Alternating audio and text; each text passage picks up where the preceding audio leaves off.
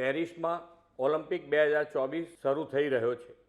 આપણા સ્ટાર ખેલાડીઓ નીરજ ચોપડા, પીવી સિંધુ, શરદ કમલ, શ્રીજેશ પિયાર, રોહન બોપન્ના, મીરાબાઈ ચાનુ સહિત ભારતના 117 ખેલાડીઓ આ રમોત્સવની વિવિધ 16 સ્પર્ધાઓમાં ભાગ લેવાના છે।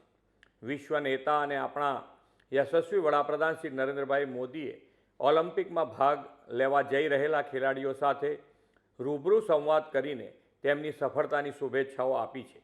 ઓલિમ્પિક રમતોમાં વધુને વધુ મેડલ્સ મેળવીને આપણા ખેલાડીઓ ભારતીય તિરંગો પેરિસ ઓલિમ્પિકમાં લહેરાવે તેવી સૌ દેશવાસીઓની મનોકામના છે। સૌ ભારતવાસીઓ ચીયર ફોર ભારત માટે ઉત્સુક છે। આપણા સૌ માટે આનંદનો અવસર છે કે ગુજરાતના 3 હોનહાર ખેલાડીઓ આ ઓલિમ્પિકમાં ભાગ લઈ રહ્યા છે। ટેબલ ટેનિસ રમતમાં હરમીત દેસાઈ અને માનવ ઠક્કર, એર રાઇફલ શૂટિંગમાં ઇલાવેનિલ વાલારિવનની પસંદગી ગુજરાતના ખેલ જગતની ગૌરવ ગાથામાં નવું સીમાચિહ્ન છે।